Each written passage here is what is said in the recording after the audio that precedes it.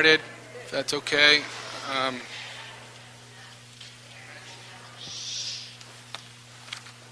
Councilmember Jose Huizar. I'm joined by Councilmember Gilbert Cedillo and Councilmember Mitch Englander. This is the Planning and Land Use Management Committee.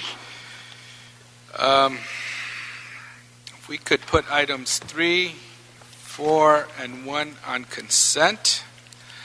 And item number 1, we're going to refer to staff and send to council for confirmation. So 1, 3, and 4 on consent. That's okay? Okay, now we could go to item number 8, Director, the Planning Director's report. Michael LeGrand, Director of Planning. Actually, nothing to report today. Thank you.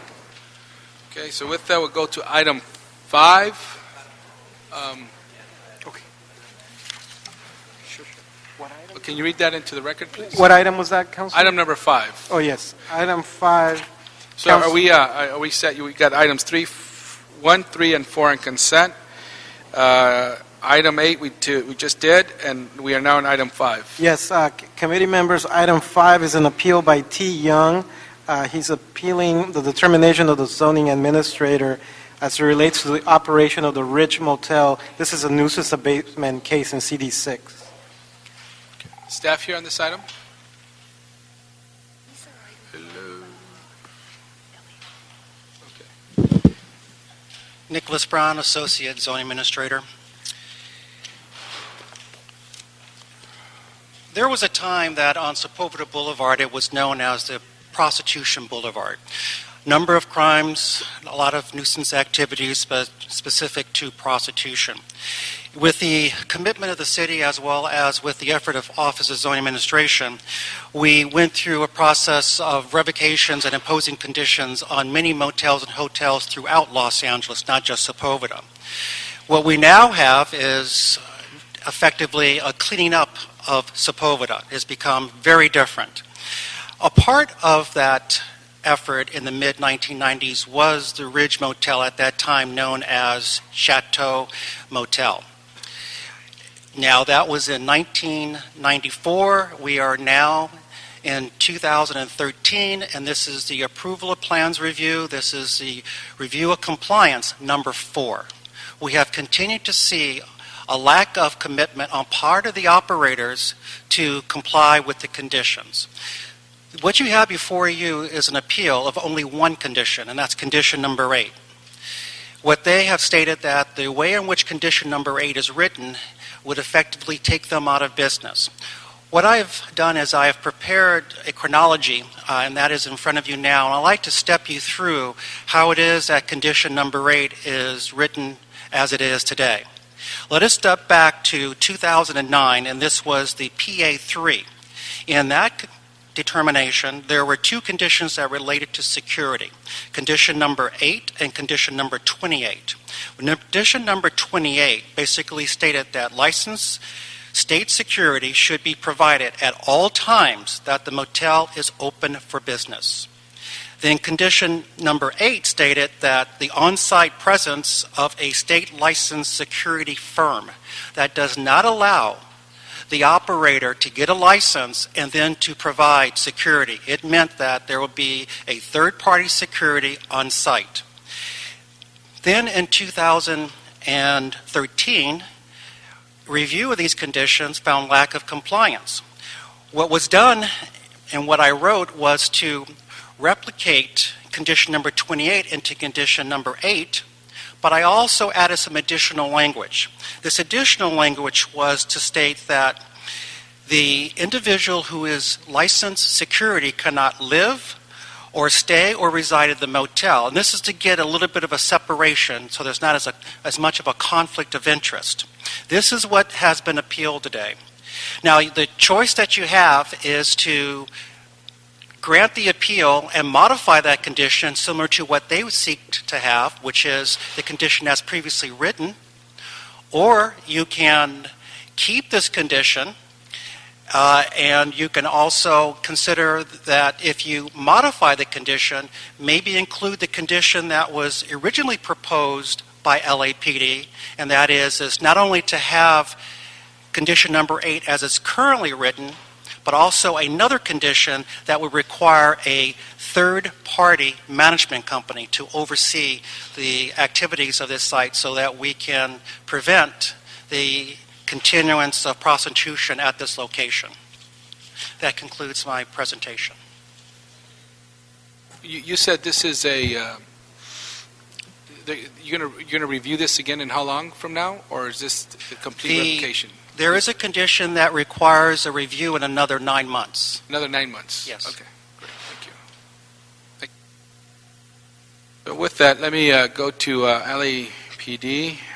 We have 3 cards from LAPD: Russell Kumagai, Officer Cindy Schreiner, and Detective Todd Booth. You guys may want to come individually if you want. First, Russell Kumagai. Officer Kumgai. I'm with the Van Nuys Vice Unit. I came into the unit in around October of 2011. When I entered the unit, the Ridge Motel was known by the existing senior officers in the unit, and as well as the supervisors, that it was a place that was known for prostitution activity to take place. So in April 2012, I was directed to open up a vice investigation of the location. Since then, I have obtained prostitution violations from 11 different prostitutes, in which they directed me to the Ridge to where the act would be carried out. 2 more times where if I brought it up first, then they said they immediately agreed, yeah, that's a great place to have it done at. As well as I asked another vice investigator, and he reviewed his reports and found 5 more times in which he picked up prostitutes, and they directed him as well to the Ridge Motel. So even now, because my most recent was last month, it's still a known location where prostitution activity takes place, where prostitutes can take their johns to have the prostitution activity take place. During this time also, we also conducted 2 undercover investigations, one by Van Nuys Vice and one also by DSVD, in which we posed as a john and a prostitute, and they rented the room to our officer for less than an hour for the purpose of prostitution activity. Thank you. Officer Cindy Schreiner. Hello. My name is Officer Cindy Schreiner. I'm assigned to Detective Support and Vice Division, the Community Problems Unit. We were given this investigation and asked to assist the Van Nuys unit because the large scale of the nuisance activity, it's actually been ongoing for the past 10 years. The business has been before zoning more than 2 times in the past, back from 2001, 2009, for asking for more stringent conditions for the hotel to be run, such as no hourly rental, 24-hour security, which we just asked for, and additional security cameras to monitor activity, which LAPD can see upon arrival. It's obvious to me that this is all due to the illegal activity that exists at the business. The property is ran by a family, a mother, Miss Young, as well as her son, T. Young, and the mother has been arrested in the past for 316 disorderly house, and the son as well for 4149, which is a failure to maintain registration cards due to renting to prostitutes and other citizens. In August, my partners put together an undercover operation with Van Nuys Vice, and we entered the location, my partner, Detective Booth, as well as another female officer, Miss Young, and they went to the location and my partner obtained another disorderly house violation from the owner, Miss Young, while already on probation for this prior violation, which proves to me that they are unable to not only abide by the law, but as well as the conditions that are implemented, because they rented for an hourly rate, and the son was the acting security guard, which is another violation because he is not a firm, and how is he able to oversee his own business in a proper manner? We feel that this location needs a third-party oversight, someone that could come in and as a check and balance system to monitor them more stringently, because it's apparent that they can no longer abide by the rules and the laws, and the nuisance activity is out of control. As you've heard from Van Nuys Vice, regularly prostitutes direct Johns to this place of business because they know they can rent there for a cheap hourly rate, and they will be given no issues when they arrive at the business. I actually met with the owners, and we tried to come to some type of agreement, but they really feel that they want to run their own business, which is why we feel that this condition of the 24-hour security is kind of an outside oversight on the business to help them or force them to abide by the laws of the city.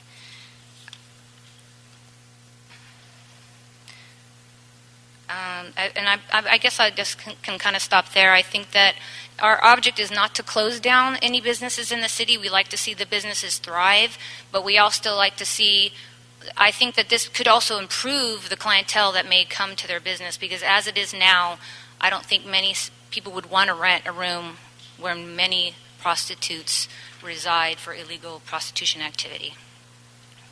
Thank you. Thank you. There's a question. Mr. Englander? Question? Yeah, no, be quick. Thank you very much.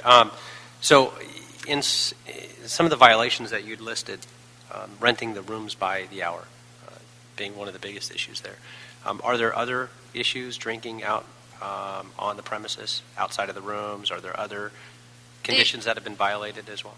It's not an outside visual nuisance location where there's loitering out in front, that is not the problem. It's not the citizens that are complaining.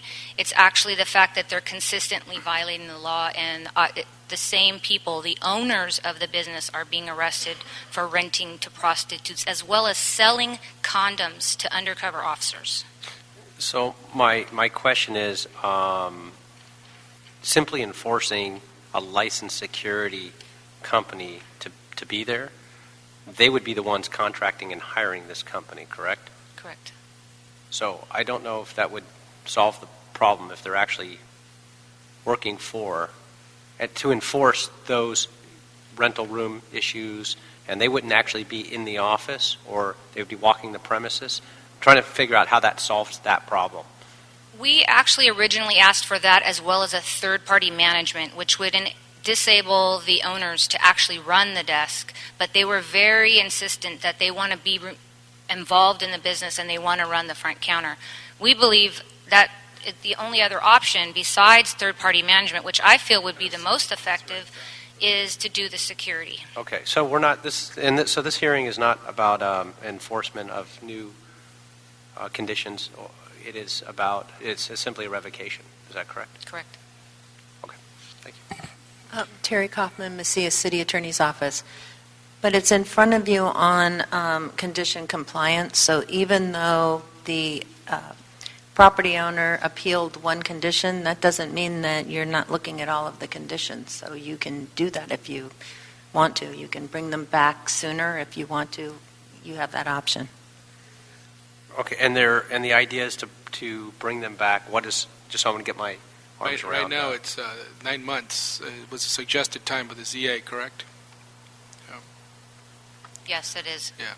So and that's what I'm having a hard time trying to understand and get my arms around. So if it's a matter of putting forth additional conditions, or at least having them comply with the existing conditions, and looking at that to come back in 9 months when these conditions have been there for a number of years, and they've been violating them Consistently. since the beginning of time, they're complaining in their letters to us that it's a hardship financially where they can't afford to have a full-time licensed security detail there.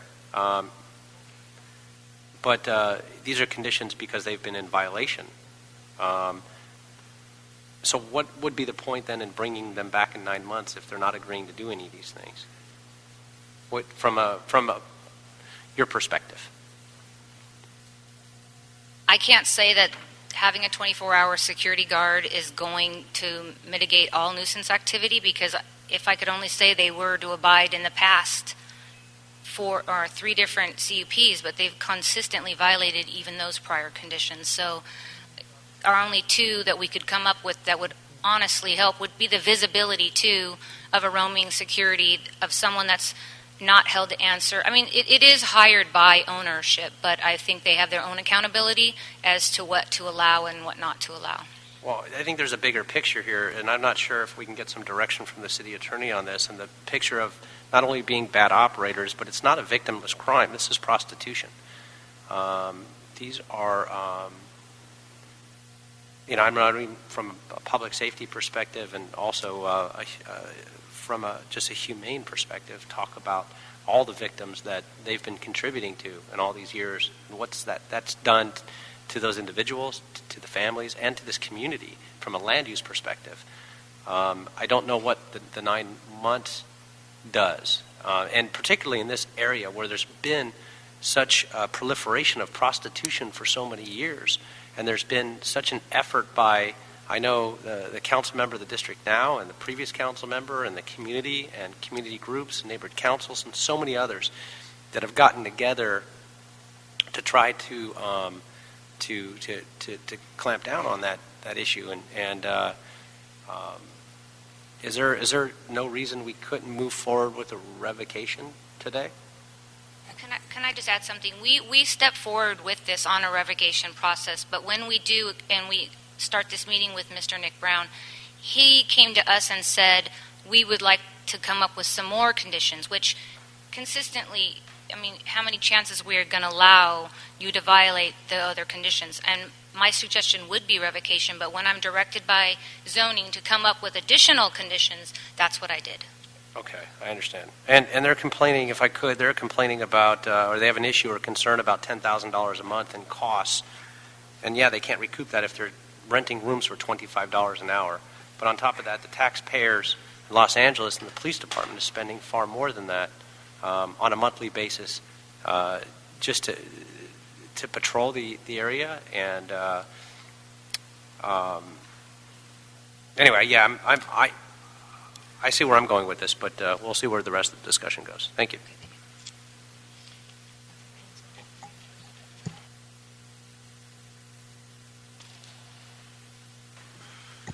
Thank you. Detective Todd Booth, and this is a continuation of the LAPD testimony. I'm Terry Kaufman, Messia. So just to try and answer Councilmember Englander's comments, since this wasn't before you as a straight revocation and it's in front of you as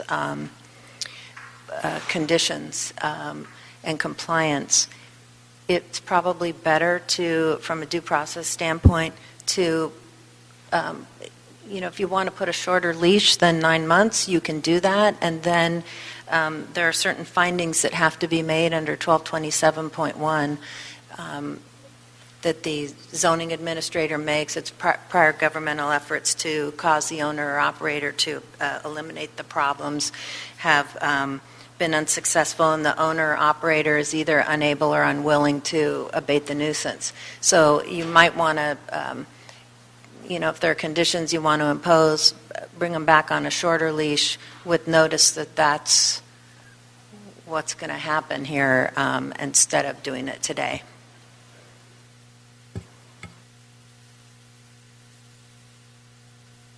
Hello. Okay, Good afternoon. Detective Todd Booth. Yes, sir. I just wanted to shed some light. My partner, Officer Schreiner, had briefly spoke about the August 28th arrest. I was actually the undercover operator that day. I was attired in doctor scrubs, and I brought another female officer with me who was scantily clad, to say the least, posing as a prostitute, demographically for that region. I went up to the counter and I encountered Mrs. Young, who's the property and business owner. And during the course of our conversation, she had rented me a room at a discounted rate on the condition that I was to leave by 11 a.m., and it was approximately 9 to 9:30 a.m. that morning, which violated their CUP condition number 13. And as the other officer made her way visible to Mrs. Young, because I wanted to see how the other officer was attired, she asked me for her ID, which I got it for her, and she provided it to Mrs. Young, and I made the statement to her, please don't mail anything home to my house. I'm married, and I'm with a prostitute. And I made that very clear, and I used the word prostitute. I didn't use any slang or anything like that to make everything very clear what my intention was. She rented me the room at a discount rate, and I filled out the registration card. And at the very end of it, I asked if she sold condoms, and she asked me how many I needed. And this all took place in English, the conversation. And I gave her $2 for 2 condoms. And as she handed me the condoms, I think maybe she read something on my face or got nervous about it and asked me if I was the police at that point. And I stated I was not. At that time of our operation that day, she was already on probation for 316 PC, which is disorderly house. So as my partner already testified to, I just think there's a gross negligence that's occurring at this location. That's all I have. Thank you. Great, thank you. Do you need to add something? Yes, Officer Kumgai again. I'd like to address the question of what the benefit of a uniformed security officer would be at the location. Sepulveda Boulevard is one prostitution track on a large circuit. The circuit goes from San Diego all the way up to Seattle, Washington, going through Las Vegas. Girls typically are rotated around on the track. So often pimps and prostitutes will come into the area and they're not entirely familiar with the area. So they look for places which are prostitution friendly. Having a uniformed security guard there makes it less appealing to them. It looks like a place that may not be prostitution friendly, may not be a place where they can do their activity. The reason why it's 24/7 is what we're requesting is because the prostitution activity on Sepulveda Boulevard takes place on all hours of the day, 7 days a week. Okay. It's there early morning, it's there lunchtime, it's there in the evenings. We've been picking up prostitutes or enforcing prostitution activity around the clock in that location. That's Thank you. Okay, now representing the appellant, Julia Silva.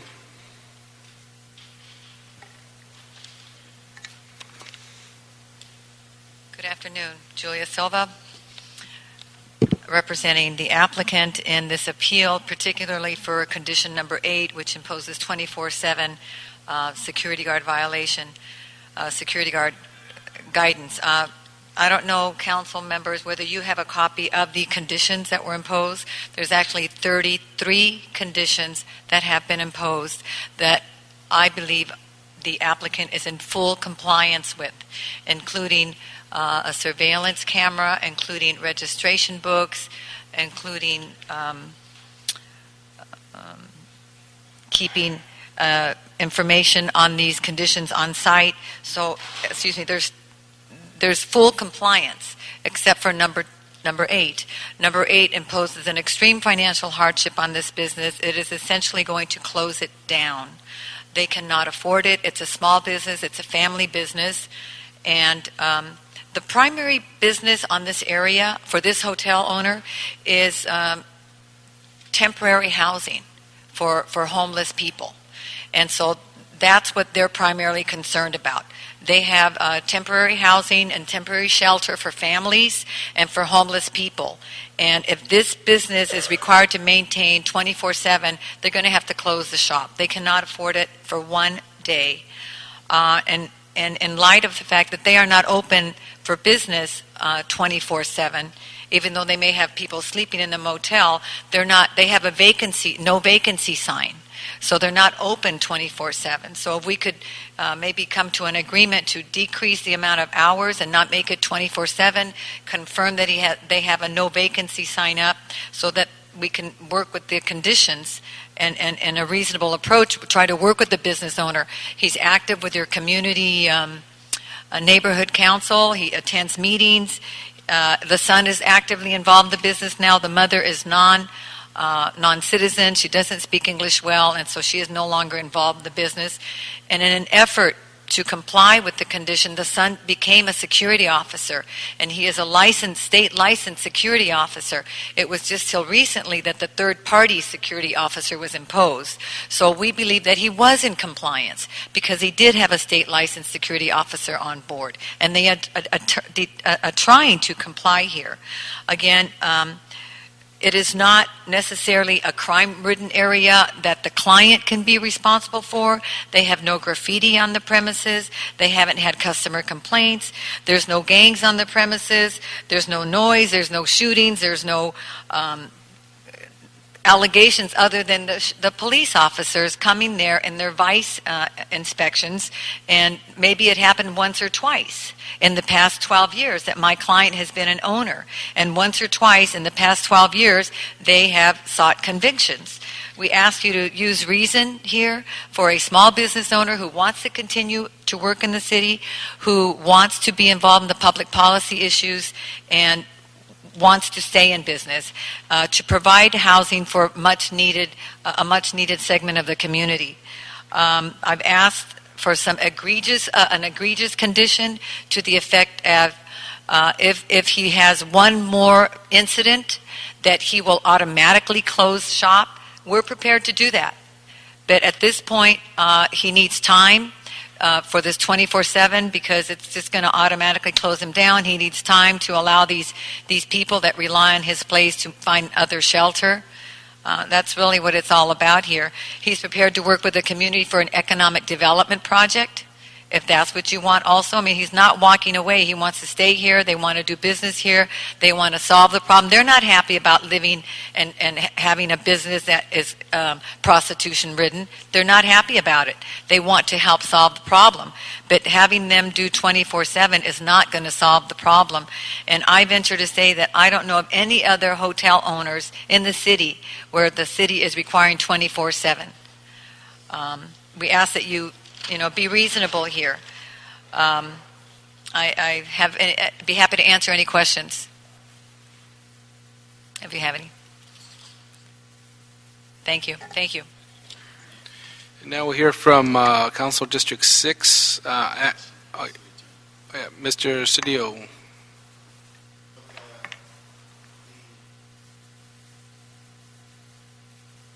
So the previous restrictive provision was for them to have a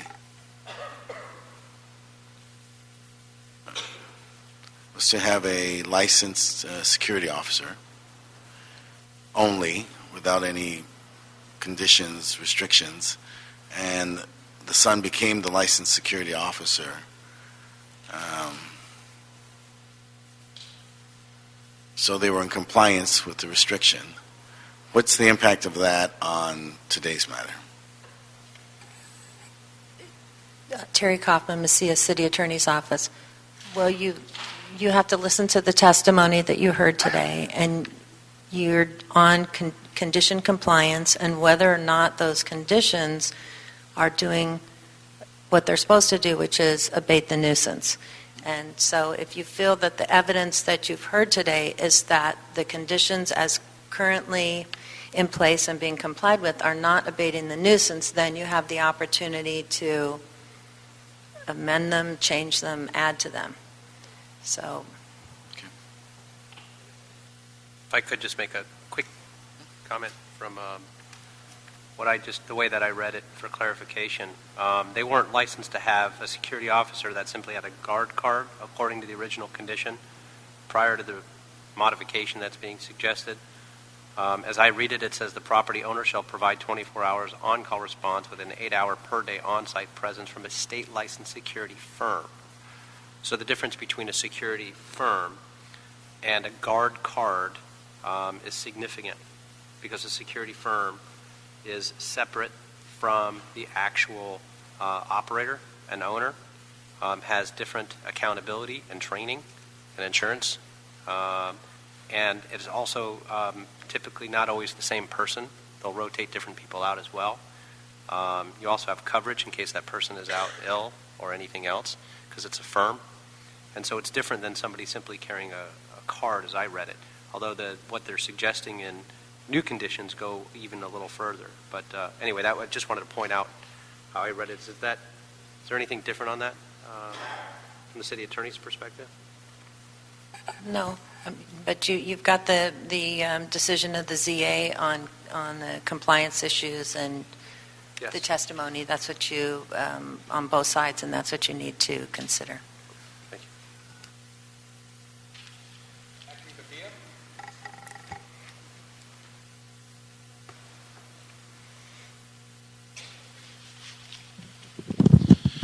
Thank you, Mr. Chair. Ackley Padilla, representing Council District 6. I'll keep our comments brief.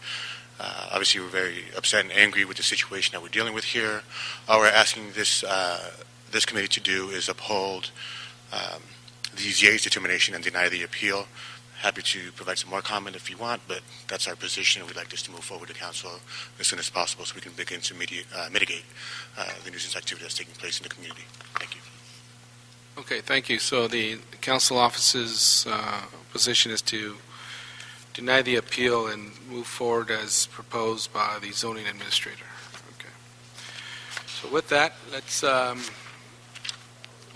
unless there's questions, comments? Just a couple of other observations and recommendations based on the testimony by the applicant's representative and the experts and LAPD officers as well. And in an issue in an area to abate the nuisance is really what we're talking about here. If it were up to me, and it wasn't just a matter of, well, I would move to revocate, but we should give people a chance, particularly businesses that might have the opportunity and a second and a third and a fourth chance to fix the problem and to send the message that this is a very serious issue.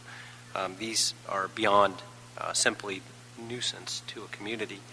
And with that, I would actually ask if we could amend some of the conditions. One, on condition 8, the recommended language currently reads employ a state licensed security guard, etc.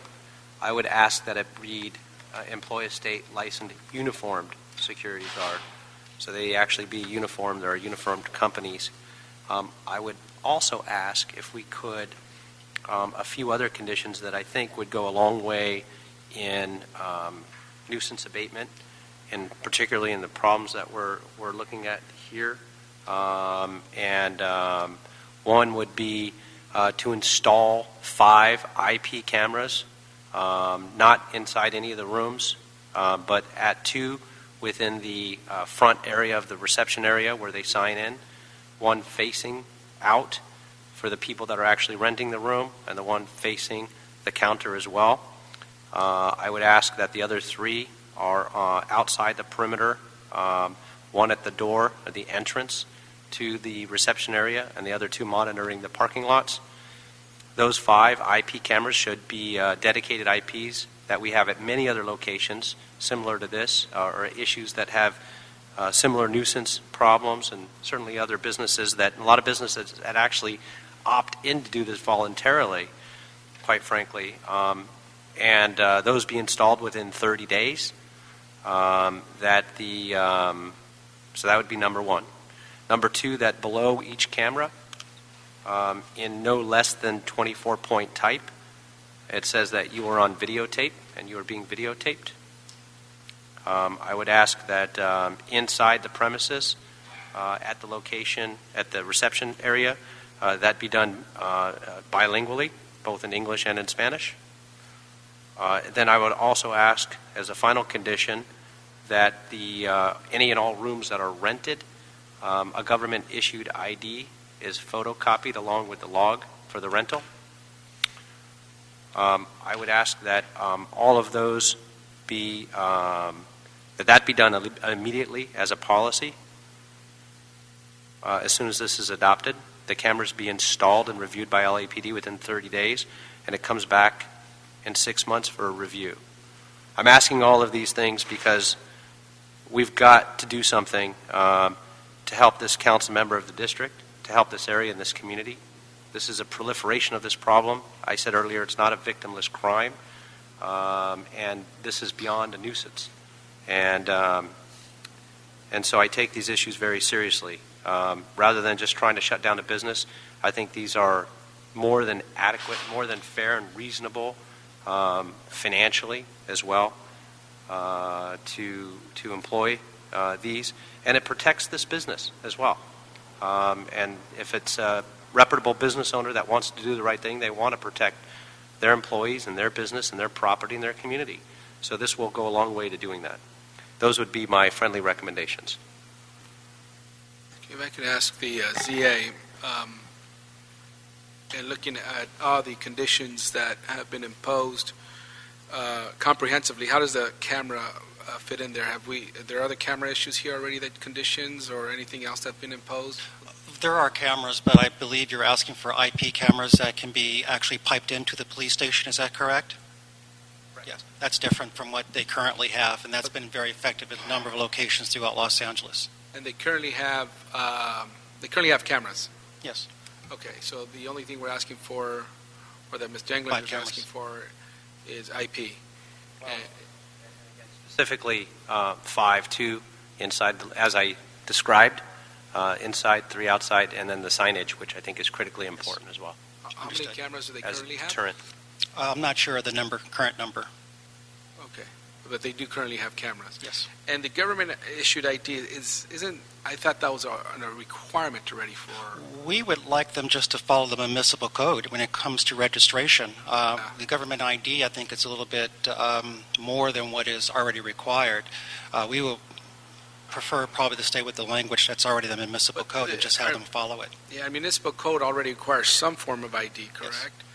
Yes.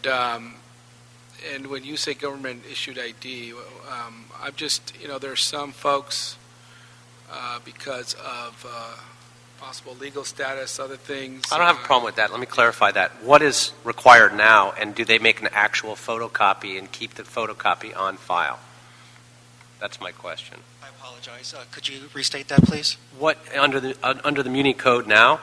What is required of them? Is it simply to check an ID, or is it to make a photocopy? I believe it's 2 forms of ID, but if I may, since I'm not as familiar with that part of the code as the Planning and Zoning Code, if I may ask LAPD to come forward and give you those details. Sure.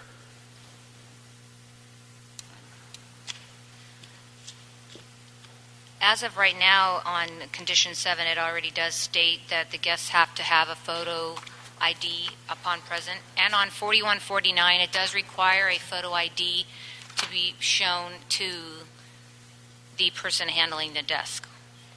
So this has already been a condition that they have not complied with in the past when they were cited on the 4149. Okay. Now, what I'm trying to do is just clarify that if using the language government ID, is that too vague? Is it going to create confusion with already existing policies? Or do you think it's sufficient what we have already? Do we need to add government ID? And what is government ID? That's the other thing, too. Yeah, I don't have the 4149 verbatim. I could provide that to you so that be put in when it says department, or if it's governmental ID. I'm not sure. I believe it is, but I don't want to misquote that. Whatever the language is, I'm okay with living with what the existing language is. My question is, I'm sorry, were they required to make a photocopy of that ID and keep it on file? Yes, of the main person running the room, yes. And they have not been in compliance with that now? No. They don't actually even maintain records for the amount of time on these registration cards that they were supposed to per the 4149. Which is why I'm asking that this come back in 6 months rather than 9, so we shorten that length of time as well for compliance. All right. Anything else, Mr. Cedillo? I'm happy with the conditions that are part of the normal protocol, but I share your same concerns about expanding restrictive measures with respect to IDs and locking out populations. The other concern I have is I'm happy to defer to the council member, because if this is what the council member wants and believes this is what is important for her to address her concerns of her community. Yes, I know, Mr. Padilla. I'm happy to defer to your office. I do have some concerns. I trust you'll share those concerns with respect to the assertions that the business will shut down and that we'll lose low-income housing, but those are considerations I trust you've weighed and come to a conclusion. I'm fine. Okay, does the council office, you okay? Do you wish to comment on these conditions or anything being proposed? We've met with the representative for the appellant. We've heard their concerns, but we feel adamantly that the mitigations are necessary to address the issues happening on site and to better serve the community in the adjacent area. What about the new conditions as proposed by Mr. Englander? Any comment on those? Sorry, could you repeat that? The new conditions as proposed by Mr. Englander, any comment on those? We appreciate the fact that you understand the seriousness of the situation facing the community here, and we thank you for doing those additional conditions. Okay, thank you. So with that, we'll move this item and with the additional conditions of Mr. Englander, I do ask that before this gets to City Council, if the City Attorney could look at the language of government-issued ID and as to whether that would cause any conflict with our existing municipal code or confusion.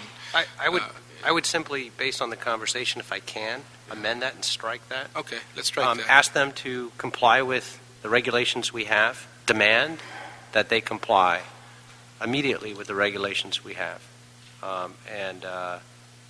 but add to it those the number of signage and cameras, and that they be operational in 30 days. Okay, thank you. So we'll move that item with no objection. So ordered. Next item. Would you like to go sequentially or go back to item 2? I'm sorry. Yes, item number 2, please. We haven't done item number 2. Sure. If we could go to Item 2 is a motion Rosenthal-Labange. It's asking the Planning Department to allow beekeeping in single-family zones.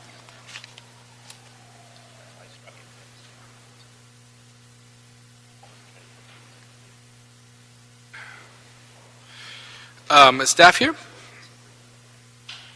Anybody here from staff? Code studies. Yes, Mr. Rothman's here. Oh. Okay. I think there's no report. We're referring this to you, correct? That's right. I thought that we had a quick synopsis before we get some ordinance drafted. But let me then go to public comment, and then we'll take it up here. Let's see. We have item number 2. We have quite a number of cards. So first we'll go with Barry Johnson. And after this we have, it's a minute per speaker, please. Barry Johnson, Studio City, Stakeholder.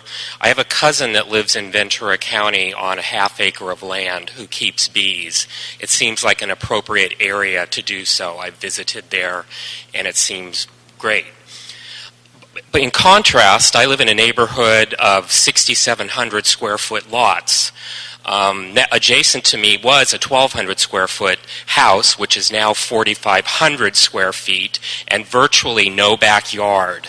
If they were to keep bees there, it would be right on the property line with my property, and I don't think bees abide by property lines. So I am scared that there is not a formula for this, taking into consideration how much open space any one person has in their single-family land.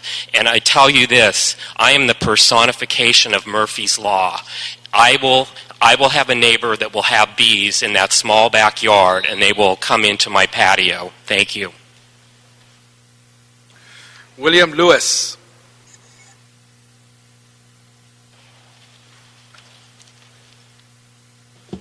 I got a minute. I'm the newly elected president of the California State Beekeepers Association, here to represent beekeeping commercial industry. I very much would like to see bees legalized in the city.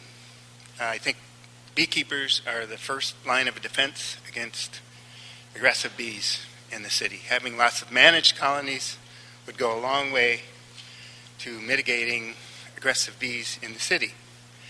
But I'm on the fence with this because while a managed colony with gentle genetics is one thing, we have lots of people out there collecting this and distributing feral bees, which are wild bees, and have no idea of what their behavior is, and don't really know the difference between a gentle colony and an aggressive colony.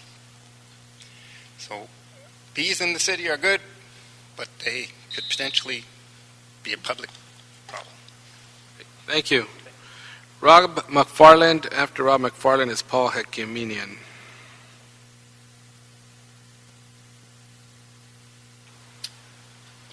Hi, my name is Rob McFarland. I'm with honeylove.org, and I'm here to tell you that the writing is on the wall. Bees are in real trouble. This fact is supported by virtually every publication, from Time Magazine to LA Times to all sorts of different peer-reviewed scientific publications. Since 2006, we've lost roughly a third of honeybee colonies throughout the country through something called colony collapse disorder. Each year, the losses have gotten progressively worse. This year, the USDA estimates that we've had a 45% loss. And if this trend continues, scientists estimate that by 2035, we will have no bees. That is only if we fail to act. If we fail to recognize this disaster in the making and don't take strong action to... at any rate, we humbly request that you consider our motion in the spirit of preserving honeybees. Thank you. Thank you. Paul Hakimian, Meredith Heckelman. Hi, my name is Paul Hakimian. I live in Santa Monica where bees are legalized. I have 2 hives. I have a family of 2. I have a little boy, he's 3 years old, a boy that's 7, and a dog, and we play with the bees all day long. And we abide by the ordinance that has been issued because we put it's away from the property line, facing in the appropriate direction. And if I had a mega mansion and I didn't have the room, I wouldn't have bees. I would just choose not to, or I wouldn't abide by the ordinance in place. So I highly hope that you consider legalizing bees. It's a cost savings to the city. When animal control has a phone call, when they have a swarm, they call me, and I'm more than happy to go grab those bees and give them a good home. Because if you can grab the bees while they're swarming, it's very easy to do, and I enjoy doing it. So if we can save the bees while they're swarming and call a beekeeper, raise your hand if you're a beekeeper in the room, we will go take care of that problem for you. So it's a cost savings for the city, and we're doing good by our community. So please legalize bees. Thank you. Meredith Heckelman, Allison Samard. Meredith Heckelman, not here. Allison Samard. After Allison is Eric Knudsen. Hello there, I'm Allison Samard. I'm the chair of Citizens for Los Angeles Wildlife. We're a nonprofit advocacy group whose mission is to promote, educate, and protect the fundamental importance of wildlife corridors, and wildlife habitats everywhere. The wildlife of Los Angeles are at a tipping point, especially with colony collapse. Bees are essential building blocks of food systems and maintain ecological balance in the landscape. Helping bees is essential to our continued survival, health, and well-being. These insects benefit us all because of the invaluable ecosystem services they provide to the environment and to our wildlife, forests, and gardens. Not only do they pollinate most of the flowering plants, but they are also eaten by other wildlife, and some of their ground nesting behaviors aerate and enrich soils. In turn, they enrich and sustain our lives. The time is now. By initiating such an ordinance, our city can demonstrate and implement the philosophy that bees are not pests, but rather they're an integral and in the symbiotic relationship of Los Angeles wildlife interface, and necessary to maintain our environmental heritage as well as our health and well-being. Thank you. Great. Thank you very much. Eric Knudsen and Walken Rollins. Good afternoon. Eric Knudsen, Silver Lake. This is a great opportunity for the city of Los Angeles to build our food security. I think we have to remember that bees are more than about honey. They're an important pollinator, and all those orange trees and avocado trees and peach trees that are part of the legacy of the city of Los Angeles are pollinated by honeybees. They are vitally important. This is a great opportunity for the city of Los Angeles to join great cities around the world like London, like Paris, and like the great city of Santa Monica to support beekeeping. So I heartily urge you to urgently work on this because, as other speakers have said, the problem is dire and the solution is urban beekeeping. Thank you very much. Thank you. Walker Rollins. Hello.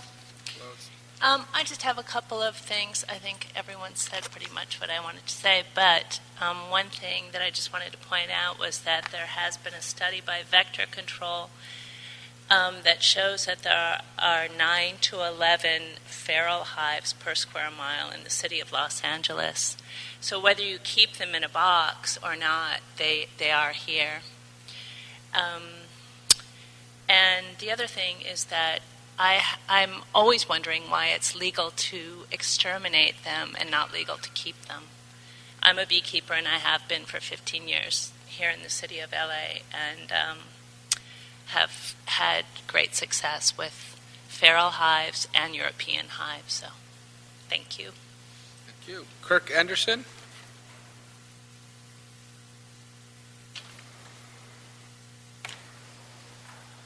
Yeah, I'm a beekeeper in LA. I got about 25 beehives, but in today's world, agriculture has turned into a monocrop. Like all the almonds, or 90% of the almonds that are consumed in the world are grown in Northern California. I forget how many million beehives go up there every year.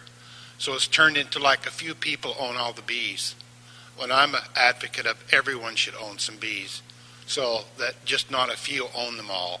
And LA, I must get 500 phone calls a year in LA from people in LA who want to get started in beekeeping. LA has got the largest feral bee population in Southern California, maybe the world, and the most healthy. They're just thriving. So when people ask you why they're dying, ask them where, because they're not dying in LA County in the feral population. They're dying in the commercial community. So I'm into supporting hobby beekeepers and regular old people like me. Colleen McKinney? Suzanne Rudnicki afterwards. Good afternoon, Colleen McKinney with the Los Angeles Food Policy Council. The Los Angeles Food Policy Council encourages the city to permit beekeeping with reasonable restrictions within R1 residential zones. Earlier this year, the City Council recognized the benefits of growing food in communities throughout the city by adopting a resolution in support of urban agriculture. Bees are essential to urban food production, providing invaluable ecological benefits through pollination and honey production, and enabling the production of at least 1/3 of our overall food supply, according to the USDA. Others have spoken to the dire situation facing bees through colony collapse disorder. So recognizing the critical role that urban beekeeping plays in local food production and food security, the Los Angeles Food Policy Council encourages the city to join with other urban agriculture leaders throughout the country who have recently legalized urban beekeeping, including San Francisco, Chicago, New York, and Santa Monica, and encourage the cultivation and presence of healthy honeybee colonies in Los Angeles. Thanks for your time. Thank you. Susan Rudnicki. After Susan is Christy Wilhelmy. Yeah, I'm Susan Rudnicki. I'm from Manhattan Beach, California. I work with the City of Manhattan Beach and their Public Works Department removing feral hives from citizen complaints. I get dozens of calls in the spring especially. Even in the winter, I've removed 3 hives in the last 2 weeks. All of these are complaint calls called in by the citizens that they call me and I go and take them. So as earlier speakers have said, there are an average of 9 feral hives per square mile in Los Angeles County. They're here. We might as well manage them with education and diligence. It also saves my city money, which they really like. So there are many reasons why we should be promoting this as good practice, and I encourage you to act on this permanently and early before we have further depredations in our honeybee colonies. Thank you. Thank you. Christy Wilhelmy. Andrew Douglas. Hi, I'm Christy Wilhelmy of Garden Nerd and a founding member of the Mar Vista Community Council's Green Committee and an appropriately dressed beekeeper.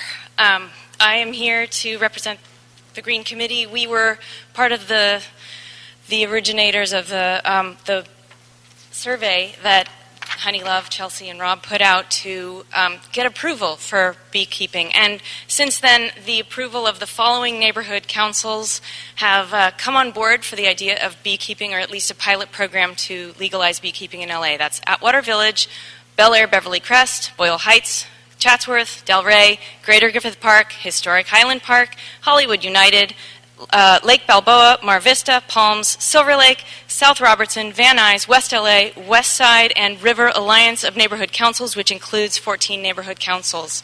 I am a happy beekeeper. I would like to see this legalized so that I can do this above ground and above radar. Thank you very much. Andrew Douglas, Paul DuPont. I'd like to thank the committee for its time on this issue. I'd like to say one word: jobs, microeconomics, jobs right there in front of you. I am an urban farmer. I work in collaboration with a local chef and restaurant owner, and we want to be among the first restaurants to establish best practices on harvesting local honey and teaching others about it. I was going to bring some documents to reference or look up some documents, but when I Googled the words microeconomics and beekeeping, there were over 1 million Google entries that came up. One of the reasons I'm able to be here is because bees are working right now for me. They're literally working right now. And to establish the best practices is to look at other cities too, like New York, where it has a much higher density level, and their problem and challenge is not bees going around bothering people who don't want them. Their actually biggest challenge, they don't have enough flowering plants to service all the bees that people are keeping now. And so no bees, no food, and a quick tip, if anybody grows cucumbers and they have that shrinkage problem, that's a lack of adequate pollination. Thanks very much for your time. Thank you. Paul DuPont, Chelsea McFarland. Did Chelsea, have you spoken? Not yet, no? Okay. Good afternoon. My name is Paul DuPont. I'm in Huzzar, Councilman Huzzar's Highland Park area, and I am a beekeeper. What I'm here basically to do is to suggest that if you do an approval, that it be done where you create a best management practices situation for this. The state of West Virginia has a very good program, and I would like to see something followed along that line. Bill Lewis, who is part of the city's beekeepers, is here, and as the president of the California Beekeepers Association, we are working on this to make it right so that there are best management practices, and I feel you should have a committee that puts this together made up of yourselves plus folks who are beekeepers, commercial and hobbyists. Thank you. Chelsea McFarland, and then Dale Wilcox. Hi, everyone. I've got some fun handouts for you.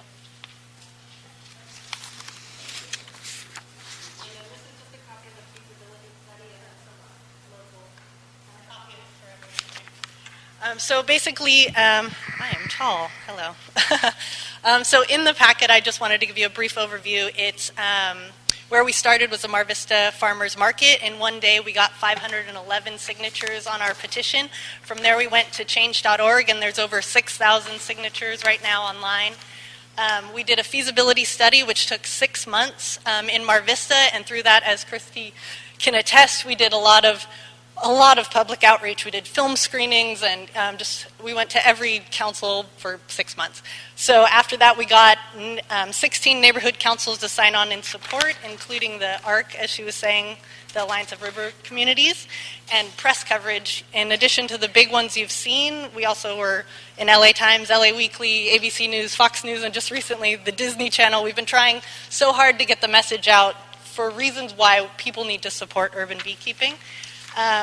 Included in the packet is an executive summary from the feasibility study and the motion from Bill Rosendahl, also a matrix of what the other councils have done. When we first put this together, I looked at all the kind of cities that most represented, LA's demographics. So you see up to 2 hives, 6 feet from your neighbor's wall facing the other way with a barrier, and, the 9 to 11 colonies in every square mile of LA. So they're already here in people's water meters. So we just want to manage them rather than just have them be a nuisance. Also, my favorite thing in there for you guys, which as a Plum Committee people, was Seattle's response when I asked, when people legalized beekeeping, what was it that came out? And the people who ran the Planning and Land Use department in Seattle said it's been legal for 50 Your time years. has expired. Thank you very much. And it's a non-issue.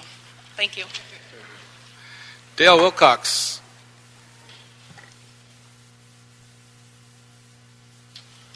Good morning, Council. Dale Wilcox, owner of the Natural Honey Company. I provide honey for people here in the LA County through farmers market services, also through pollination services. Bill was very instrumental in training me how to beekeep. I do support professional beekeeping as well as hobby beekeeping. There is a problem, though. Beekeeping is not illegal in LA, correct? Why do we need to legalize something that is not illegal?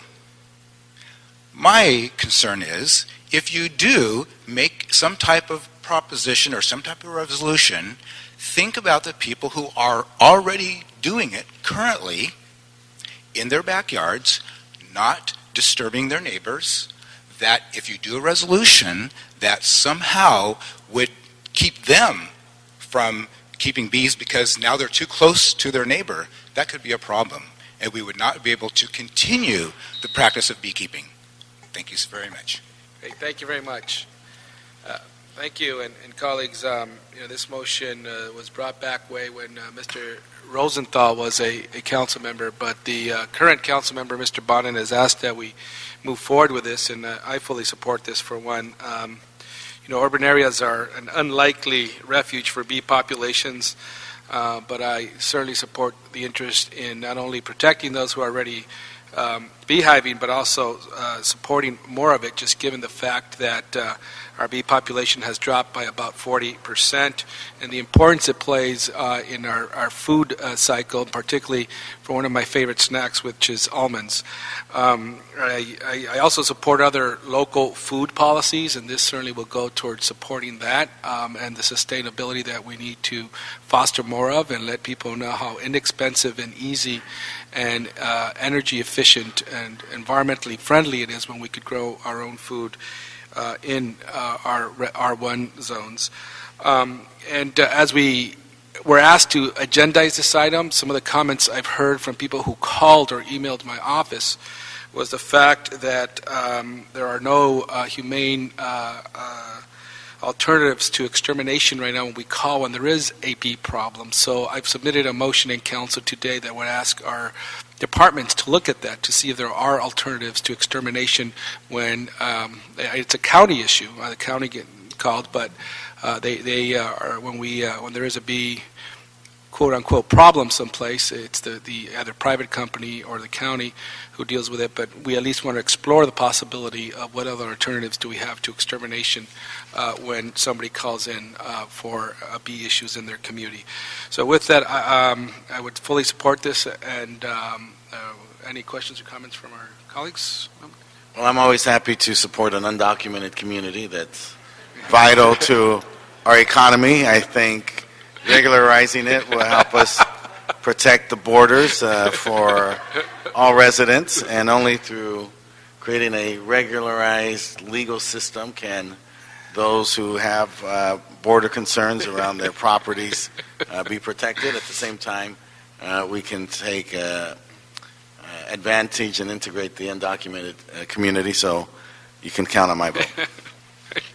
Thank you very much. I was thinking the same thing, Mr. Cedillo, and you took that. Yes, Mr. Englander. If I could. Thank you, honey. Mr. Chair. I think it's fascinating because I didn't realize and I think it was actually framed quite well in the last speaker, that this is a solution looking for a problem in regulating something that either isn't regulated, it's not illegal now, so legalizing beekeeping. I don't know a lot about beekeeping, quite frankly.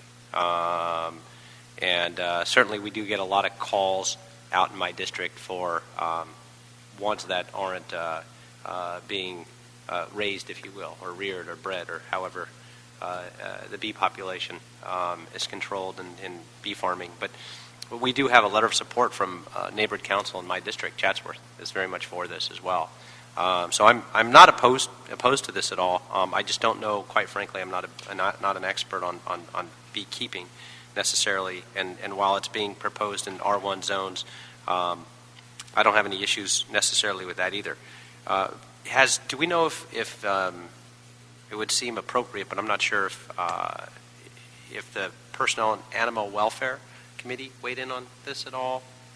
I don't know. That's a good question. The motion, Councilman, asked the Planning Department to work with the Animal Services Department. So if it's Animal Services, I would think they should weigh in on it as well. Okay. If there's a way to do that, or look for a draft ordinance to come, if that's the direction that this committee would go in, but this perhaps have them look at it as well to weigh in, only because they're Animal Services. That's the committee they typically report to. Sure. Council member, at this time, there is only a motion. However, the motion requests the Department of City Planning with the Department of Animal Services to submit a report. Call for a when report. that report is submitted, sir, it will be referred to Personnel and Animals. PAW, yes. And in addition to Plum, sir. Yes, Paw and Plum. Wonderful. Excellent. Okay, thank you very much. And my only request is that as our staff works on the report, one of the public comments was to ensure that you do just talk and with the beekeepers themselves, people who are doing this, and get the information from them and have that open line of communication. So we'll figure that out somehow. Thank you. So with that, we'll move this item and get a report back anytime between 60, 90 days. Is that okay? You get some flexibility there between 60, 90 days? Okay. Thank you. So, Councilman, are you going to adopt the motion and refer it to the City Council, or would you like to refer it to the departments? I'd like to refer it to the departments and to come back with a report. Okay. Upon that, we will make the decision to further clarify what is it exactly we need for possible code amendments to codify items from the report into our code. And at that time, the other committee can hear it as well. And then we'll send the full new code, whatever we get, to council after we go through that process from the committee process. So, Mr. Chair, just to be clear, is that 30 to 60 days? 60 days? 60 days. 60 days, Yeah. okay. All righty. Thank you very much. So ordered without objection. Thank you. Next item. The next item, Councilman, is item 6, which is an appeal by George Rollins III. He's appealing the action of the Central APC, which approved a zone variance for a brewery in CD 14. This is the old Crazy Gideon site. Yes, sir, Mr. Chairman, members of the committee. My name is Albert Landini. I'm the zoning administrator of record on this matter. And to my right here is Jonathan Hershey, who's the project planner. And what we are acting on today is a variance that is limited in its nature to basement activities only associated with this site. And I'd like to just read this into the record, that we're asking you to sustain the action of the zoning administrator in approving a zone variance to allow a floor ratio of less than 3.1, but greater than the maximum allowed 1.5 to 1, otherwise permitted in Height District Number 1, but only in conjunction with the conversion of approximately 7,287 square feet of an existing 10,500 square foot basement storage area of an existing 3-story commercial industrial building into a basement brewery and kitchen for a ground level restaurant and nightclub within the M3-1 zone, subject to conditions of approval, and the property located at 828 East Traction Avenue. And again, I would like to stress that the only activity before us is the conversion of the basement, and only thus for a small portion of that basement area, which is shown on the Exhibit A as approved by the zoning administrator, to have a brewery, fermentation equipment. I can't read the print clearly. It looks like it's 2,308 square feet. And for a portion of a 2-story kitchen, this portion being in the basement, which states it as being a pizza cafe storage and kitchen with a floor area of 922 square feet. The other area in the basement was originally considered for a restaurant and alcoholic beverage sale, but that was withdrawn by the applicant.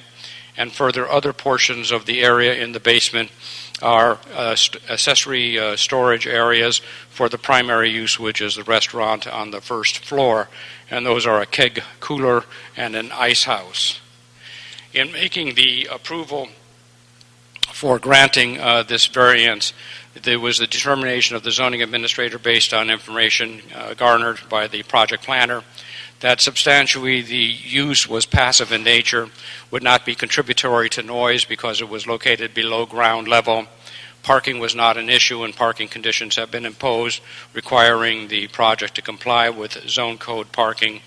And further, the statement was made within the conditions 7C that prohibits any intensification of the use beyond that which was approved. In other words, they can't get this approval here today and then turn it back into some other kind of restaurant or nightclub or other activity without coming back to the zoning administrator for yet another variance. So we're asking you to support it, again stressing that only thing that is at issue here is that small pizza kitchen and the brewery activity within the basement area. The first floor restaurant and alcohol sales is not at issue here today. Thank you. Thank you. And the appellant, I don't have a card for the appellant.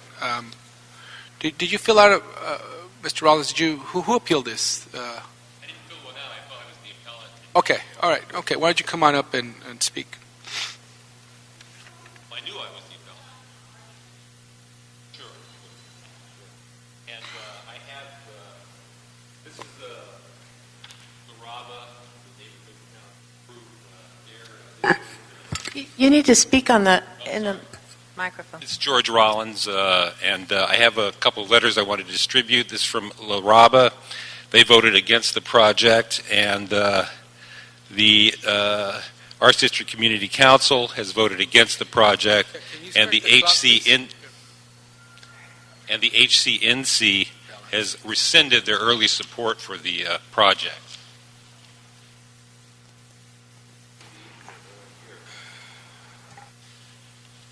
And this is not about all bars everywhere, but I don't think you can build a community by putting bars on every street.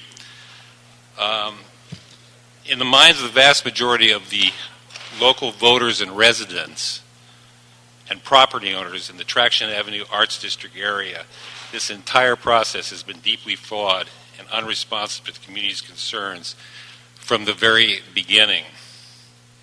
Starting with the botched and totally inadequate zoning notification process and continuing with the failure of Zoning Commissioner Landini to seriously consider the massive negative input from the surrounding community within the 500-foot radius, including the live-work residents, the nearby church and Catholic center, the local community groups that represent them, compounded by the total lack of any meaningful outreach on the part of Mr. Moses or his representatives.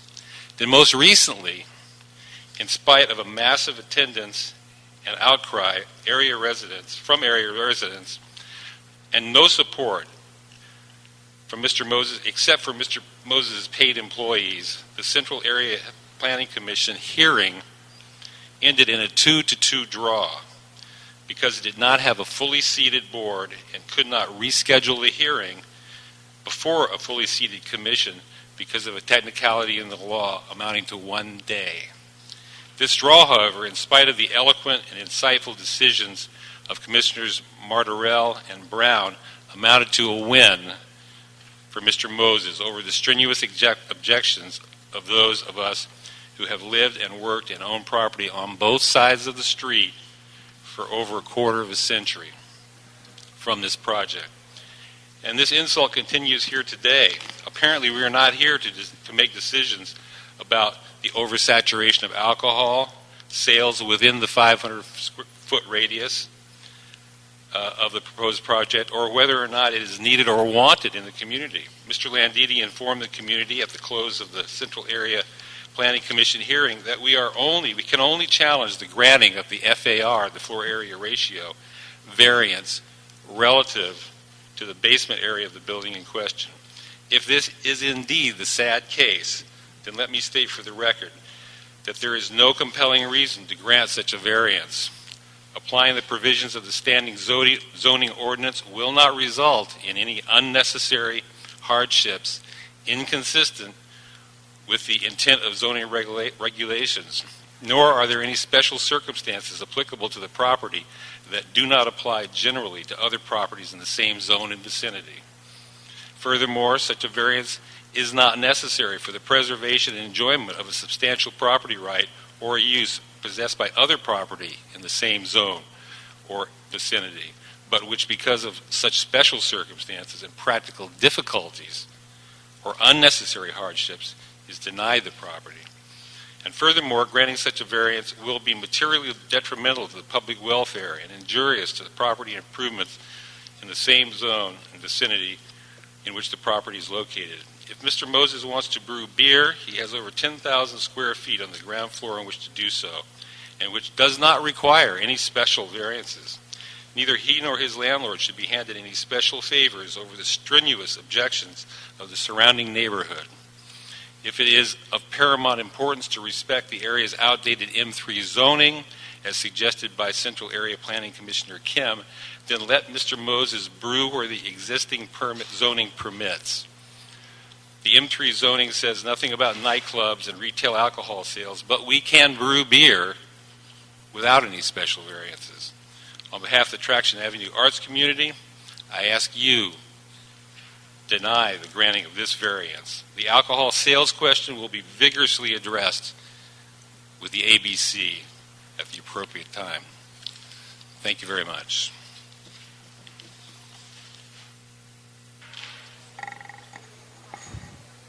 Thank you. Then now let's hear from the applicant, Eddie Navarrete.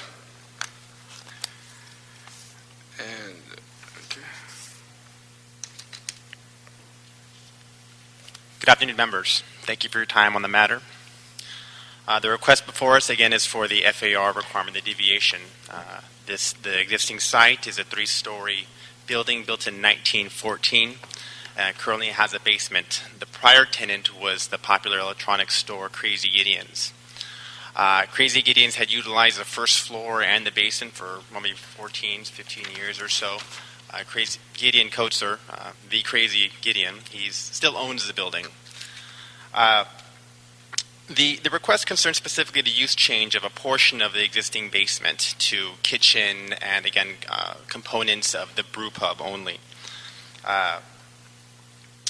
And unfortunately, we deal with this problem a lot when we're trying to get permits for basements. A lot of the permits and permit history in 1900s were very ambiguous. They did not clear up whether or not a use was to be, what type of use was in a basement or a first floor or second floor, what have you. So this is part of the problem when wondering whether or not we need to have this floor area ratio deviation or not.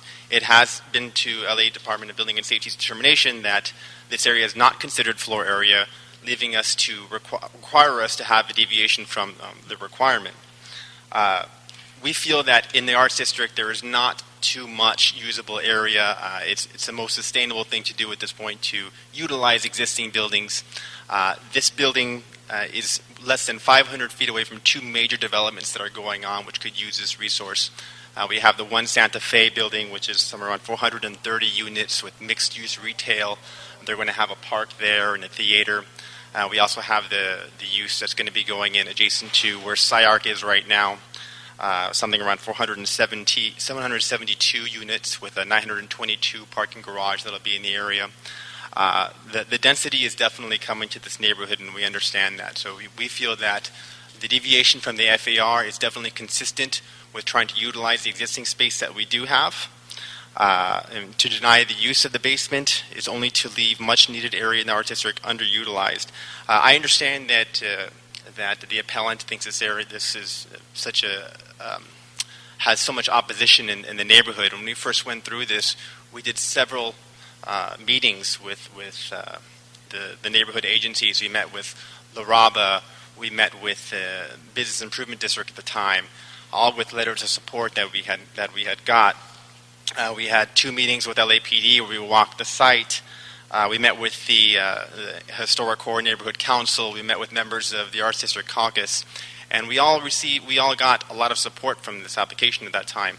It wasn't until later on when George Rollins had come in involved, the appellant, and kind of demonized the project, and that's why we kind of have been lost support, if anything, at that time. But I think that a lot of community members in the area thought this was a really good idea. We still think it's a good idea, and the floor area ratio requirement is the only thing that we're asking for relief from at this point. Thank you. Jim McQuiston?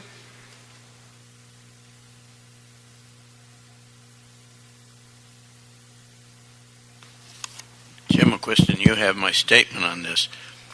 The problem that I see in the city, and I've sent some things to Mr. LeGrand about it, the whole rules have been changed since the 1970s that we have to obey our city plan. And the problem is we always thought that the zoning rules overshadowed the city plan, and we didn't have to pay any attention to the city plan. Well, the Supreme Court has said no, we have to obey it, and we were supposed to obey it by the 1980s. We sued the state of California to try to overturn that, and we lost. And so that means that we got to go through and change our way of thinking. And there are lots of problems with that, and I think Mr. LeGrand is starting on that problem. But the main thing is, if the city plan says that it's okay, it's okay. And there's nobody, even though it's a big headache, can overturn that. Thank you. We have to look at the city plan rather than the 24 and 27 to see exactly what to do about it.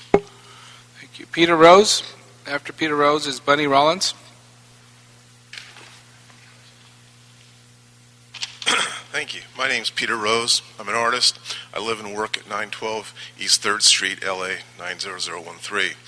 The people, the artists who live in the Arts District work better when they're given a chance to fulfill their creative dreams.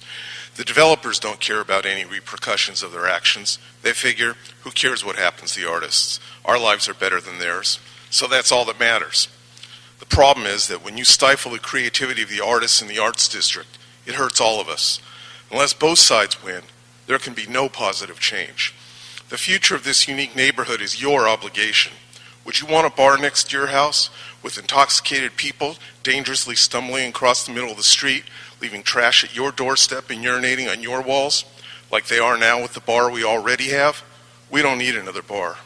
I believe in hope. So let's make change our friend and not our enemy. Please, have the courage to make the right decision so that a few people's success does not become the ruination of our neighborhood and our lives. Thank you. Bunny Rollins and Paul Solomon. Hello. I'm one of the property owners with the property right next door to the project, and there has been a ton of paper generated on this project, and I'm sure that you're familiar with it. And I know our councilman has been to our neighborhood and seen it firsthand. So I know you know what we're talking about. But Sarah Hernandez said at the Central Area Committee, and I'm paraphrasing it, Mr. Weezer likes to partner with Mr. Moses. This has been difficult for him because he always partners with Mr. Moses. That's been successful for him. Now what I'm asking you is to think of those people on the petitions, the people that you met in our neighborhood, all of the people from the churches, the people at the public meetings who said they didn't want this project, and side with us this time. Please, please. Thank you. Paul Solomon. After Paul Solomon is Laura Velke.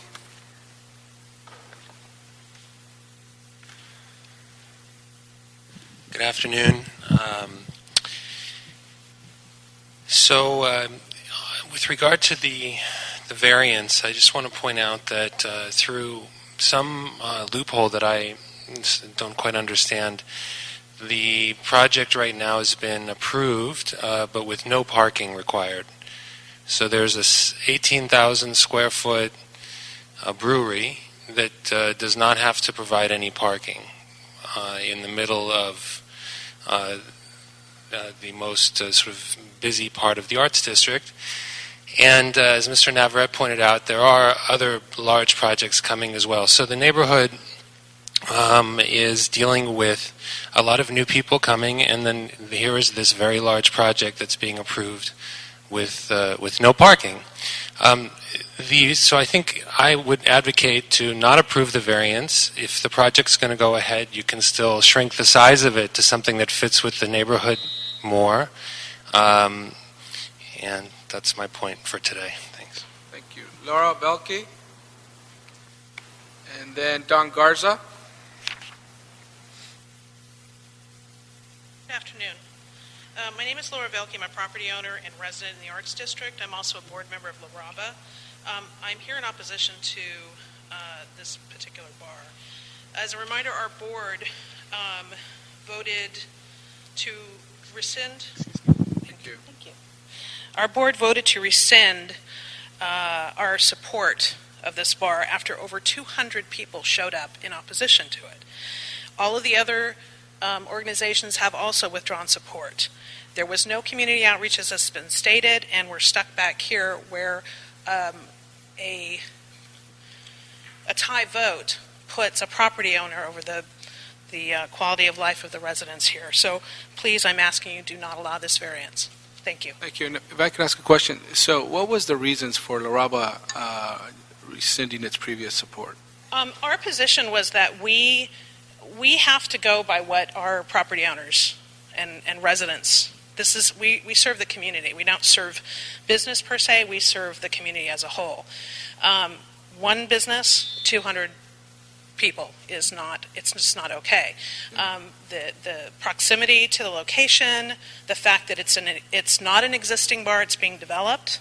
It's not. If it had been an existing bar, they might have taken a different position. But that's not the case here. Yeah. Okay. Thank you. You're welcome. Don Garza. After Don Garza is David Poffenberger. Hello, my name is Don Garza, and I'm a resident of the Historic Core, and I got to be honest with you, we love Seth Moses in our community. We love him a lot, from Kohl's to from all the other places that he's opened up for us and given us places for venues, and has supported the community and some of the nonprofits. But on a lot of cases, we do have to remember that residents and communities that had, quality of life issues. For me, I say open up more places in my neighborhood, but maybe their community may be a little bit more different.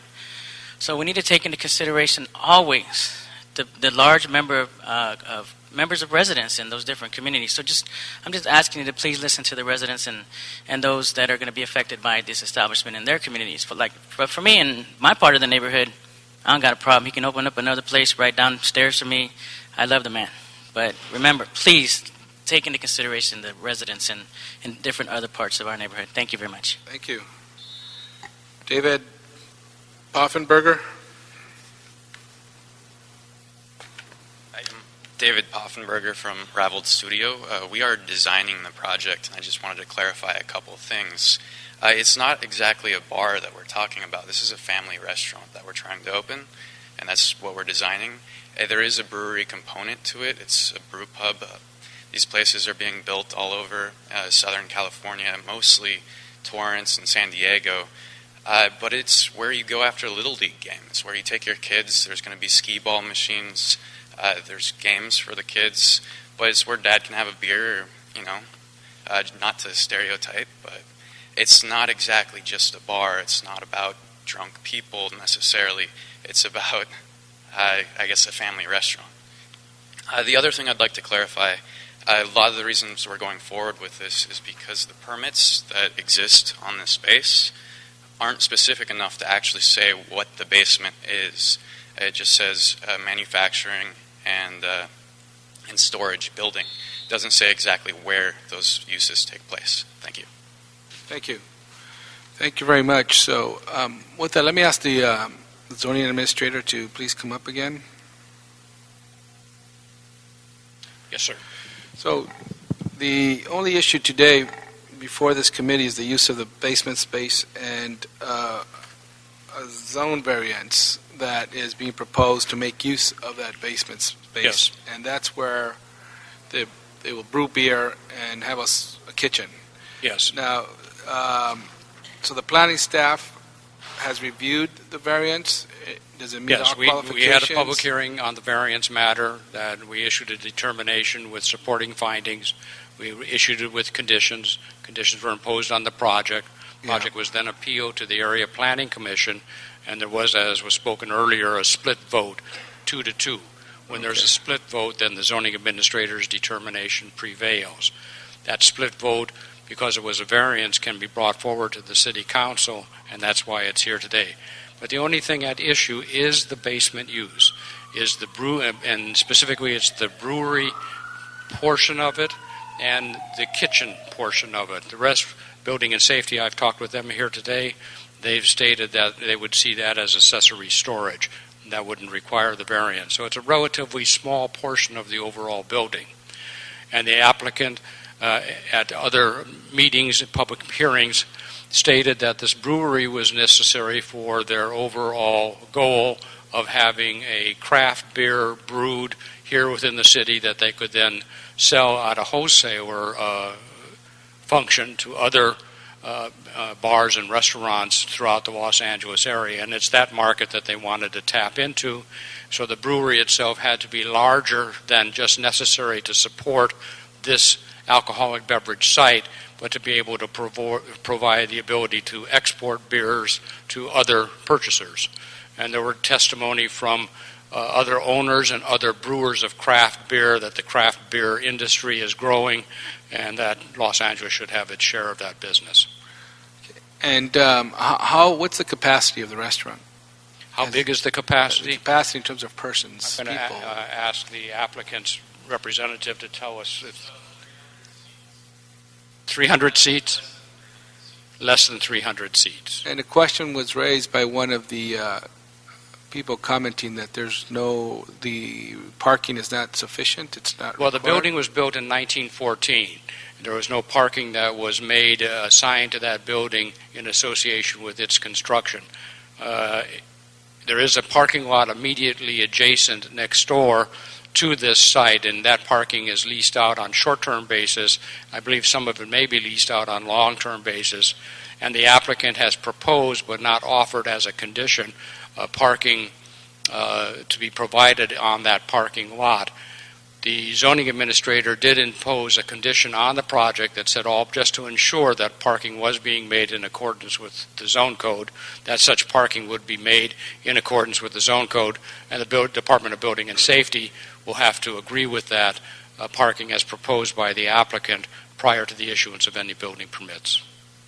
Okay, so all that to say that the building has been grandfathered into previous parking requirements, but now they are looking at some adjacent parking lot to possibly. Well, there is the parking lot that is adjacent to the site, and the statements have been made that parking would be available for a fee to customers of this facility. Okay. But we don't have any condition imposing that X number of spaces be rented or X number of spaces be made available, primarily because the applicant has stated that they meet the requirement for code parking, which in this instance is 0. It's 0. That's the code requirement. It's 0. That's the code requirement. And from your point of view, this is primarily a restaurant, not a bar. I see it as a restaurant. There are a number of craft breweries. There are 2 that I know of particularly. One of them in Manhattan Beach, one of them in Redondo Beach. They've been there for a number of years. They have a brewery operation going on in the corner of the restaurant, and they are family restaurants. And essentially, there are preteens to adults with family members in presence at the same time. On that, I have no reason to believe this would be different. Okay, if we were to deny the zone variance and prohibit the applicant from opening, would that prohibit the applicant from opening the restaurant? No.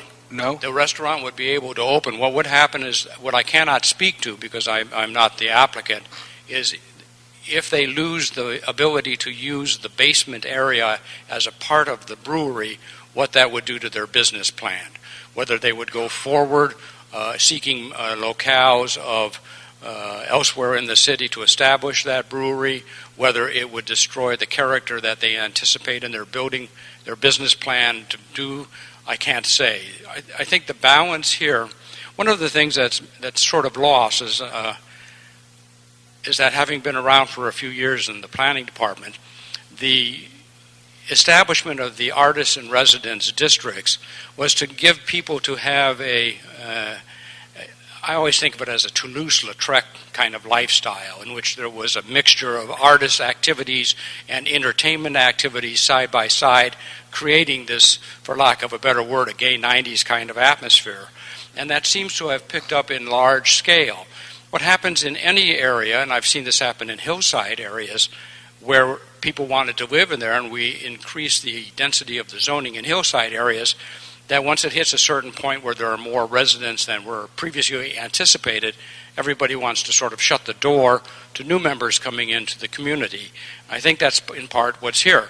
The residents now have gotten to be a point where they don't, at least as verbalized at my hearing, where they don't want to share in this more active nighttime activity, which was always anticipated as a part of the artist in residence development.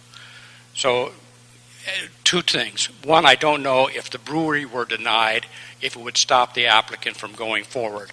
They would have to answer that. Secondly, does it impact residences? Yes. Any active commercial area will impact a nearby residence. Is that impaction unreasonable given the history of development in the site? My determination is no, otherwise I wouldn't have approved the variance. Okay. And just to go through the process, on what grounds was a challenge to the variance brought forward by the applicants, by the appellants? On what grounds? Yes, what were their allegations? I can only summarize what I've heard here in testimony, and what they're trying to do is to reach back through the brewery activity being a part of the restaurant, because they're arguing that the restaurant will create noise and parking problems to the area. And they're trying to reach to that by taking a portion of the project, which is the basement, which we've determined will have relatively minor activity. There will be a couple of cooks and somebody watching the brewery down there that are not going to end. Their site's below ground level, so there won't be any gigantic parking demand or noise activity coming from the use that's before you today. The first floor use of the restaurant is gone. That's a done deal. What is before you here is just the basement use, the brewery and the kitchen. Okay. If I were to say that, number one, what is only before us is the variance, and we're not looking at the restaurant, the CUP, etc., but planning has determined that our requirements to sustain the variance are there. But aside from that, I'm just concerned about the additional traffic coming in and parking.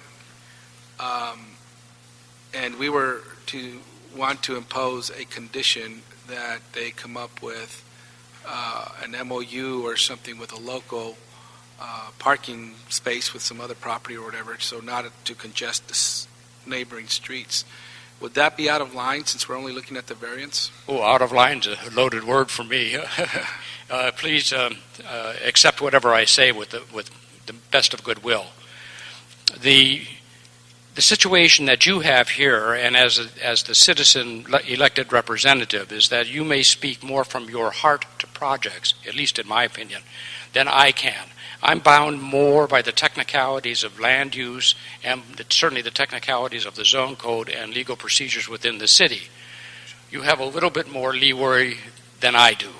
You can't violate the law, but you have more leeway. Let me ask the city attorney there. Can we have some other conditions here, or are we bound by... To impose those conditions, you would have to determine a nexus that exists. You would have to make the finding that there is something about the use of this storage area and brewery and kitchen down in the basement that requires the imposition of additional conditions.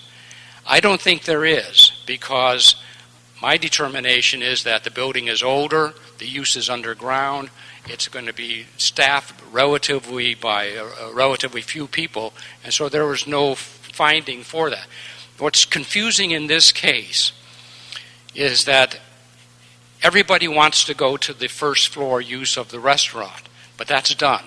There was a hearing, a determination made, and an appeal which was failed to be acted on. So that case is there. It's locked in unless somebody were to sue the city and seek to overturn that. So that's what everybody's wanting to go to. But the issue before us today is just this basement use, just the storage area, just the brewery, and just the kitchen. That's there. That's it. Yeah. Okay. Thank you. City Attorney, anything to add to that? No, Terry Kaufman, Macias, for any condition, you have to have a nexus. So you have to look at the use and whether or not there's an impact and whether or not the condition would mitigate that impact. And right now you're looking at this one specific Okay, but it's not to say that we can't impose another condition. No, but you need to be able to make the nexus. Okay. Thank you. And so my final question is to the applicant, and the question was raised whether the zoning variance is denied and you don't have use of that area. I mean, it's kind of, what's your business plan? Well, first, let me just mention again the use of brew pub, and one that was opened up across the street from where I live at 100 South Alameda Street, the Savoy Apartments. It's 17,000 square feet, 17,000 square foot brew pub. Brew pubs generally need to have a lot of area, open area, for the processing of the brew. So to take that component out of there would really relieve a serious hardship for the brew pub operation, which is the overall intention of this operation. This building prior has been underutilized, and it's hard to get a good solid tenant in there. There's a lot of open area. To not be able to utilize this space would just underutilize it completely. I mean, it would be hard. Yeah. Okay. Would you go forward with it? Would it be difficult? I don't know if this is a fair question, but would it be difficult for you to go forward with a restaurant or not? To go forward with the use as restaurant, no, it would not. It's not the concept here. That's not what we're trying to accomplish as a restaurant. We're trying to accomplish being offsite is doing the brew pub use, having the offsite sales of beer only of the brew that we're providing, manufacturing, and then in conjunction having the restaurant as a component. But to have just restaurant is not what we're in. It's not our intention. Okay. Thank you. Any other questions or comments? Yes. Okay, Mr. Cedillo. I think, number one, we need to be very clear that this is zoned M3. This is an industrial area. This is not Highland Park or Mount Washington or Cypress Park, none of these bedroom communities, but this is downtown at 4th and Alameda, where it began at Al's Bar and where people began to create this entire community. So this is not like we're talking about suburbia here. This is right at the core of an industrial area, and we have to acknowledge that. Senator Kevin De Leon wrote significant legislation for us so that we could create microbreweries. This was the specific purpose, and this is the specific location for which this was designed, and this has been critical to economic growth and development and competitive advantage for our community. So I think we have to contextualize this and put this in its proper place. There is no question we have a right to open a restaurant there. A restaurant means people will come and eat there and have beer. There's a whole slew of restaurants in that neighborhood. You cannot deny that. Right at the corner, right on the street. It's a very vibrant community towards First Street. So the impact is going to be negligible because this is a very vibrant community. Recently I was driving. I had to stop to visit the men's room. I pulled off right there, right at this street where this is taking place. And it's fascinating. People are walking.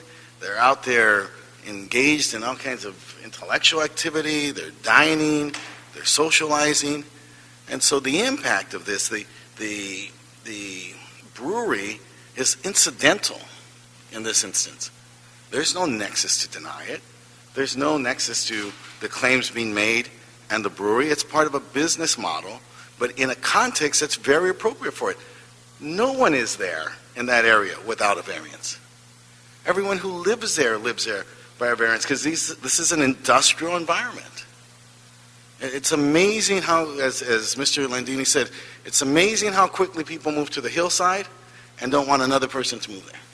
It's amazing how promptly people moved into downtown and moved into the loft areas and then instantly said, well, I got the calls. Immediately I was elected, calls from artist friends of mine who then said, we don't like the trucks who come and pick up stuff, right? We don't like the industrial trucks coming and moving stuff, and there's too much noise.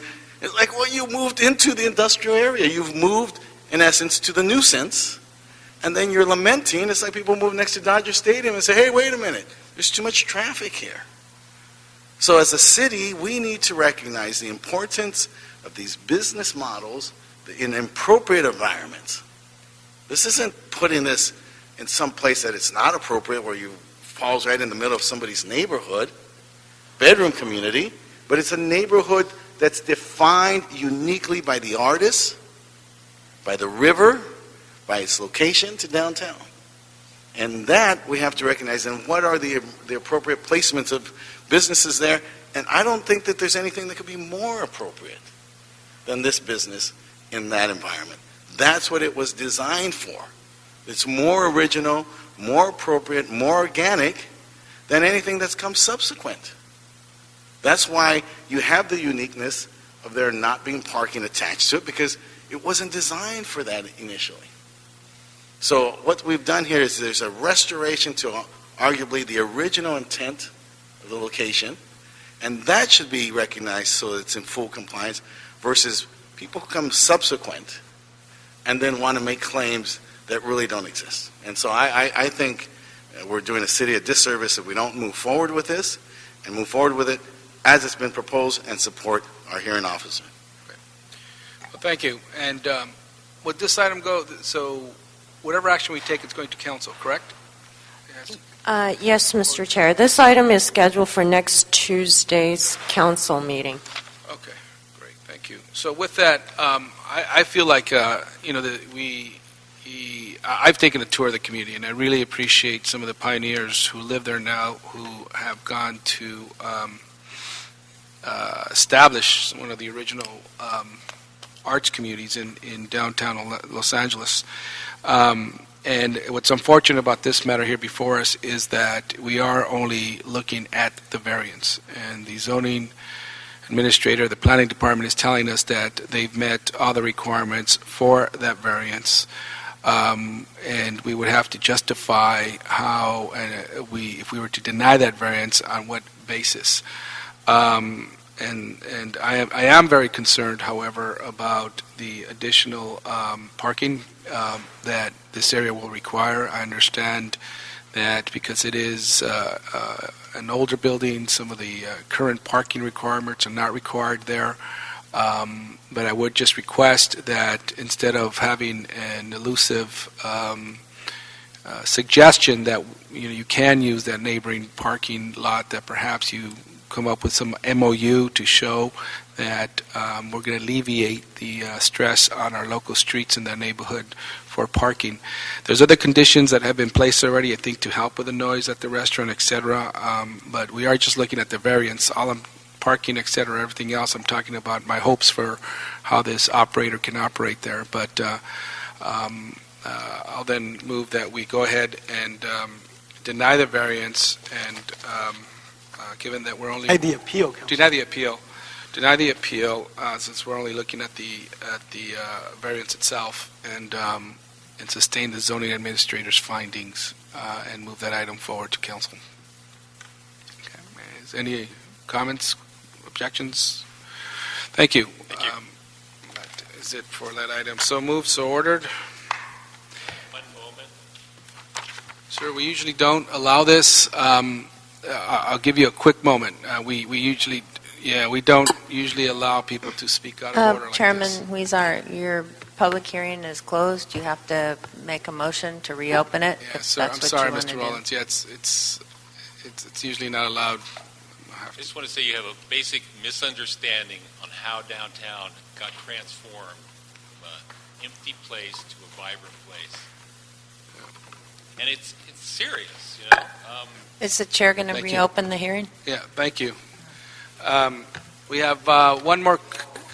One item is that if my colleagues could, we want to reopen the previous item on bees. Mr. Chair, that would be number 2. Number 2, without objection. All we need to do is, and we'll have to send a notice on this. We do want it to go to full council. Okay. I think it was a request of Mr. Bonin that he did want some action in council to give it full force of the council for the report to come back to committee. So it's just a procedural item. We'll send that motion to full council. It'll come back here to committee. So, okay. Yes, and Mr. Chair, you also have a public comment card. Okay, we have one public comment card. Barry Johnson. Barry Johnson here? So that other item is closed with that change. Barry Johnson, Studio City. I just want to say sometimes I feel like the single-family homeowner is a Rodney Dangerfield of property owners. We get no respect. I live in a home that's been surrounded. Excuse me just a minute. I'm a little confused about that. Did you reopen item 2? Is that what this is right now? No, this is general comment. I'm sorry. You're calling, so, okay, that's what you're doing now. And then this is general comment, and the CLA reminded us we have one other item, which is item number what? Item number 7, Mr. Chair, sorry. There are no, there are no public comment cards on that, and I thought we did that on consent. CD6 here? Yes.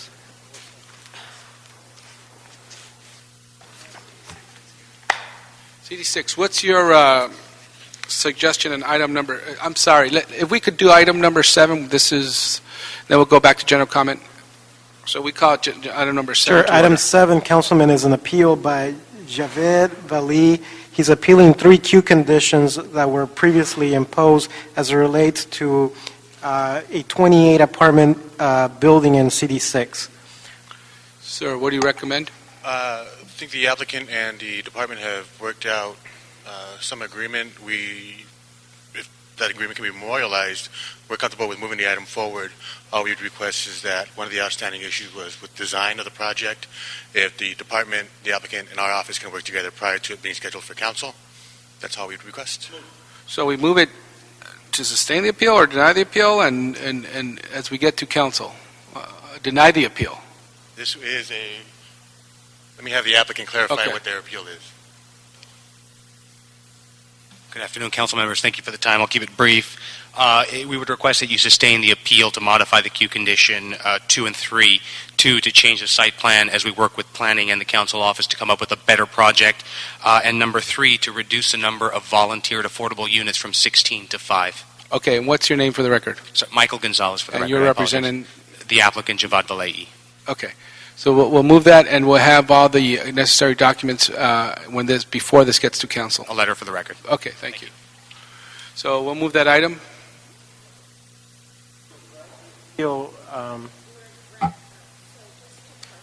Right, you're going to grant the appeal, and I don't know if you want to hear anything from the planning department.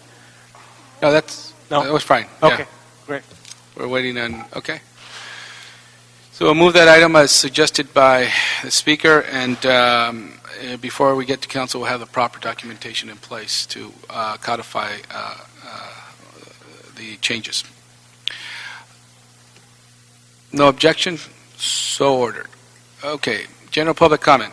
Barry Johnson. 66 years ago, my parents bought a lot and built their home. They're no longer with us, but if they were here today, they would cry at the sight of being surrounded by 4,500 square foot homes where there once were 12 to 1,400 foot square homes.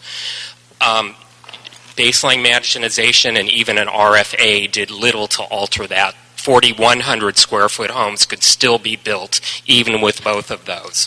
So if you wonder why I'm sort of protectionist about my property, this is why. And my parents put love into the home that I am trying to continue, and it becomes very difficult when the scope and character of a neighborhood is always under attack, and that's always. Thank you. Thank you very much. Next, I think that concludes our meeting with no other questions and no objections to adjourning this meeting, so ordered. Thank you.